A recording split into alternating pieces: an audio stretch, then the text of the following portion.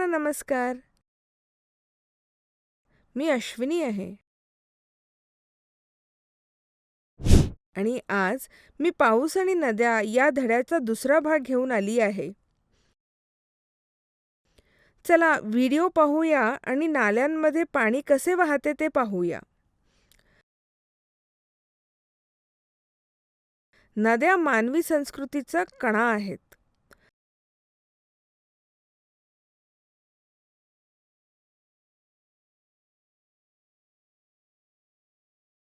आपल्याला गोड पाणी पुरवतात, जे स्वच्छता,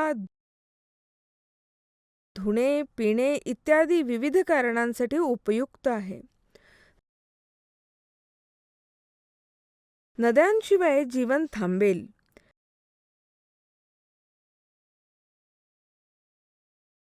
नद्या कोणत्याही थांबाशिवाय वाहत राहतात.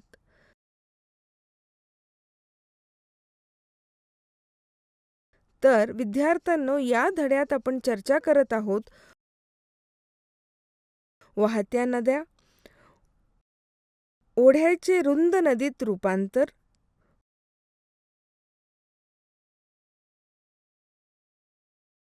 पूर सपाट आणि पूर,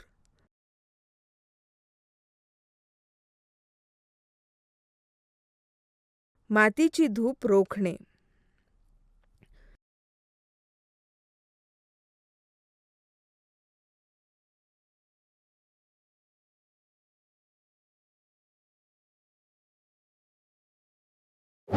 या धड्याचे कीवर्ड्स: प्रवाह, पृथ्वीवर वाहणाऱ्या पाण्याचा एक समूह.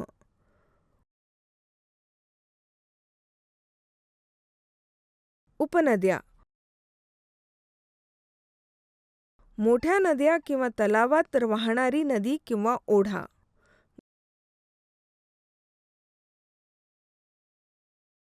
गाळ, गाळ हा एक धन पदार्थ आहे, जो नवीन ठिकाणी हलवला जातो आणि जमा केला जातो. पूर, त्याच्या सामान्य मर्यादेपेक्षा मोठ्या प्रमाणात पाण्याचा ओव्हरफ्लो.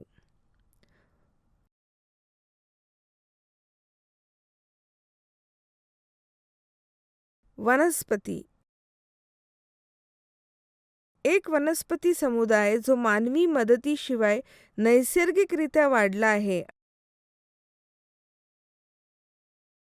आणि मानवांना बराच काळ त्याला अडथळा आणला नाही. संकल्पना नकाशा.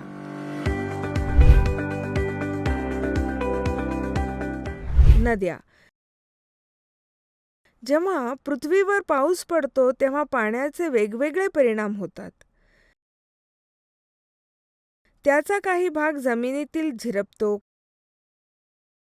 काही जमिनीवर वाहतो आणि उर्वरित भाग पाण्याच्या वाफेत बदलून हवेत मिसळतो.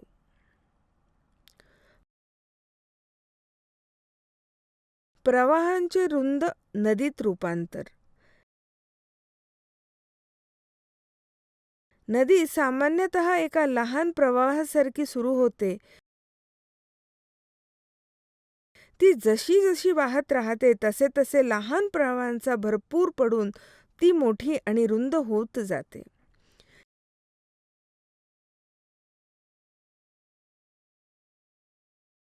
या लहान नद्या किंवा मोठ्या नदीला जोडणाऱ्या ओढ्यांना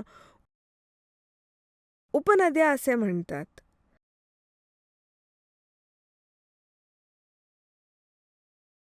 नदी जशी जशी विस्तारते तशी तशी तिचा वेग कमी होतो.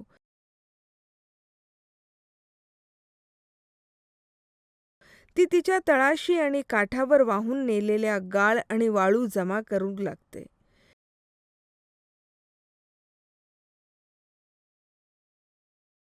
या प्रक्रियेमुळे मैदान निर्माण होतात.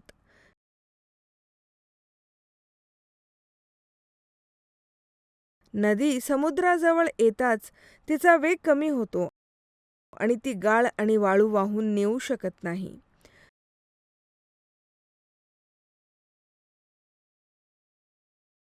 त्याऐवजी ती तिच्या मार्गावर त्यांना जमा करते आणि ज्यामुळे ती भरते. पुरादरम्यान पाणी समुद्रापर्यंत पोहोचण्यासाठी नवीन वाहिन्या तयार होतात, ज्यामुळे एक त्रिभुज प्रदेश तयार होतो.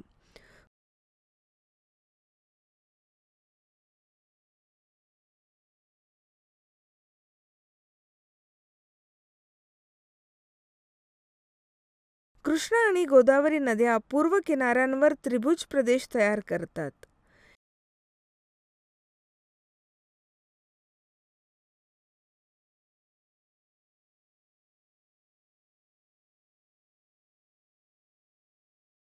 या नद्यांमध्ये वर्षभर पाणी असते. लहान नद्या फक्त पावसाळ्यात वाहतात, त्यापेक्षा वेगळे.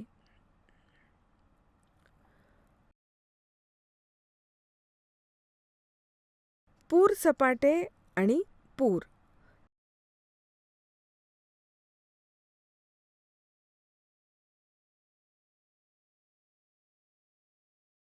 पावसाळ्यात नद्यांच्या पाण्याच्या पातळीत फरक जाणवतो. त्यावेळी तो भरलेला असतो, परंतु कोरड्या हंगामात तो आकुंचन पावतात.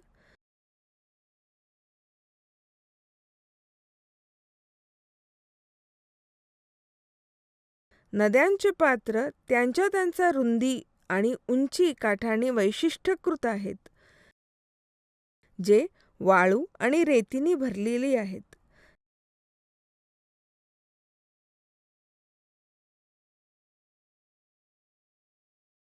झाडे नसलेल्या पूर मैदान मुसळधार पावसामुळे कायमस्वरूपी वनस्पतींना आधार देऊ शकत नाहीत.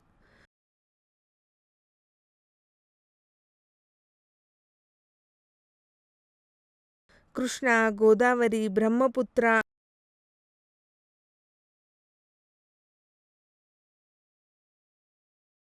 आणि गंगा यासारख्या प्रमुख नद्यांना पावसाळ्यात जास्त पावसाळ्यामुळे वारंवार पूर येतो.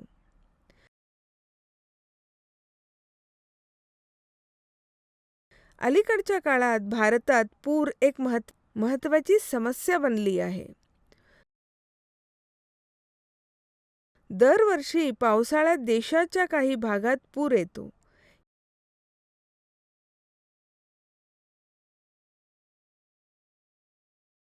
यामुळे लोकसंख्या, शेती आणि प्राण्याचे मोठ्या प्रमाणात नुकसान होते.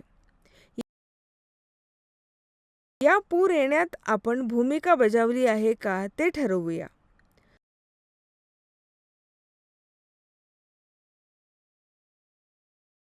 जमिनीवरील वनस्पती पावसाच्या पाण्याचे वेग कमी करतात, ज्यामुळे ते हळूहळू जमिनीत प्रवेश करते आणि अचानक येणारे पूर टाळतात.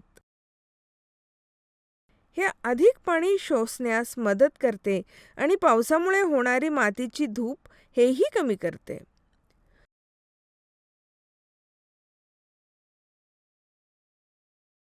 वनस्पतीशिवाय मातीची वरचा भाग वाहून जाते, ज्यामुळे नदीची खोली आणि पाणी वाहून नेण्याची क्षमता कमी होते, ज्यामुळे कमीत कमी पाऊस पडला तरी पूर येतो. तथापि, वनस्पती मातीची धूप लक्षणीयरित्या कमी होते.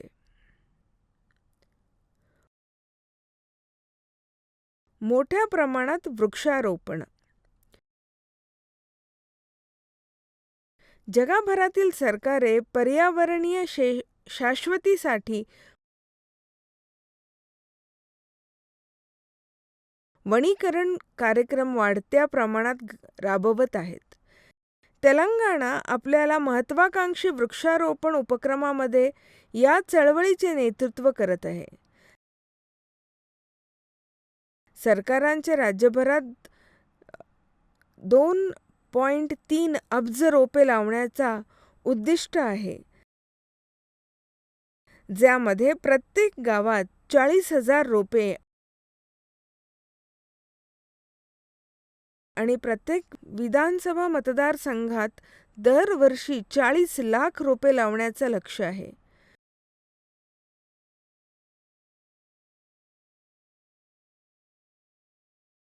प्रतिनिधी, अधिकारी, ग्रामस्थ आणि समुदाय सदस्यांसह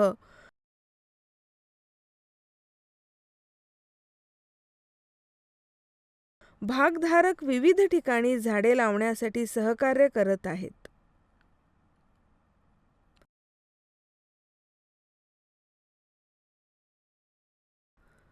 मातीची धूप रोखणे.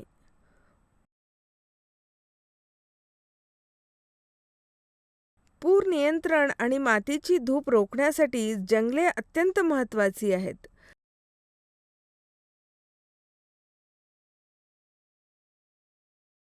झाडांची मुळे मातीची अखंडता राखतात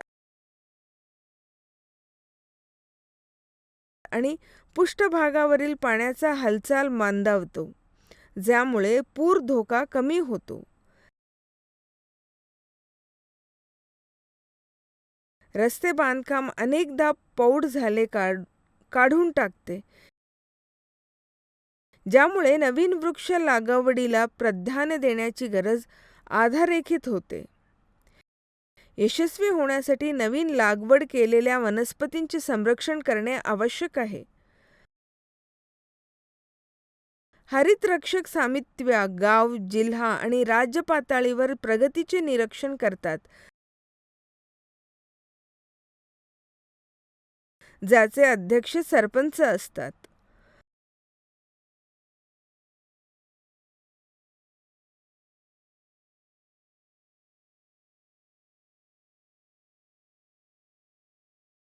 भारताच्या किनारपट्टीवर चक्रीवादळ, जोरदार वारे, मुसळधार पाऊस आणि उंच लाटा असलेली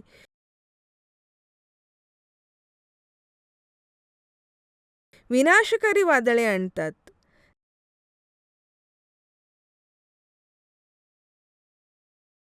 ते जून ते डिसेंबर दरम्यान येतात, ज्यामध्ये सर्वांना विनाशकारी वादळे नोव्हेंबर 1977 मध्ये आले होते.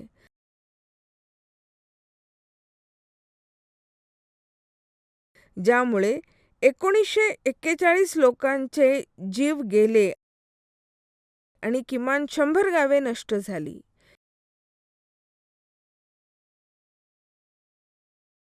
याचा परिणाम सामाजिक संघटना आणि त्यावर होतात. सर्व गरिबांना त्याचा फटका बसतो. पुराचे पाणी ओसरल्यानंतर सर्व पाण्याचे स्रोत दूषित होतात, ज्यामुळे गरिबांना प्रदूषित पाणी वापरावे लागते आणि त्यांना आजारांना समोर जावे लागते. खराब झालेले रस्ते आणि मुसळधार पाऊस यामुळे मदत कार्य गुंतागुंतीचे होतात.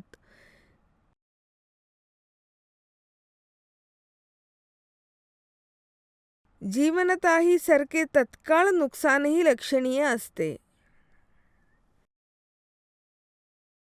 पूर येण्याची खबरदारी पाहूया.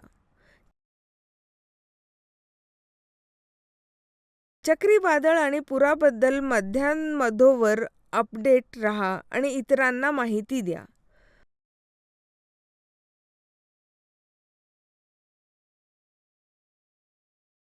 आवश्यक वस्तूंसह आपत्कालीन किट तयार करा.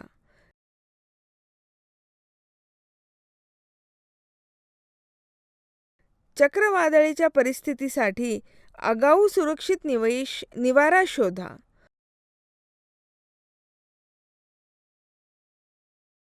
गरज पडल्यास तुमचे घर मजबूत करा.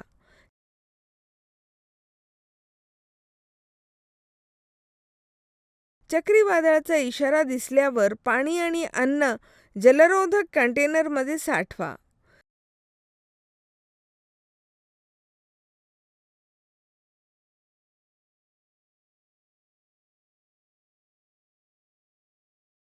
चक्रीवादळाच्या इशारा दरम्यान आपण नंतर घरात आणि समुद्रापासून दूर राहा. पहिले उकळलेले पाणी प्या. दुसरे अन्न झाकून ठेवा आणि जास्त खाणे टाळा. तिसरे, अतिसारासाठी नैसर्गिक उपायांचा वापर करा. जसे कच्चा चहा, तांदळाचे पाणी, कोमट नारळ पाणी.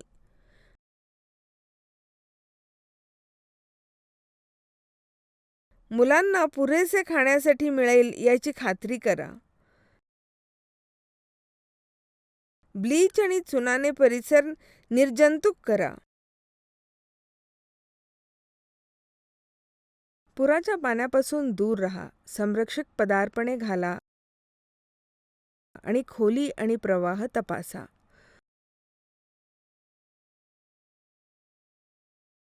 पुराच्या पाण्याला स्पर्श करणारे अन्न खाऊ नका.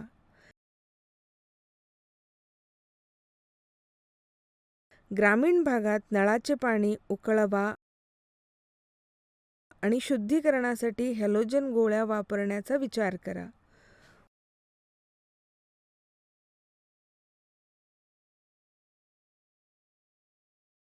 पुराच्या वेळी संपापासून सावध राहा.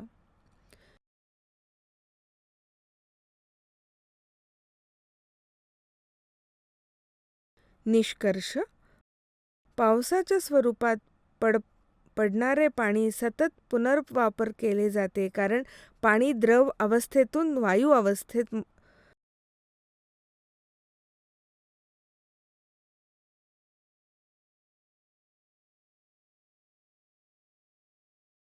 बदलू शकते आणि नंतर पुन्हा द्रव अवस्थेत बदलू शकते.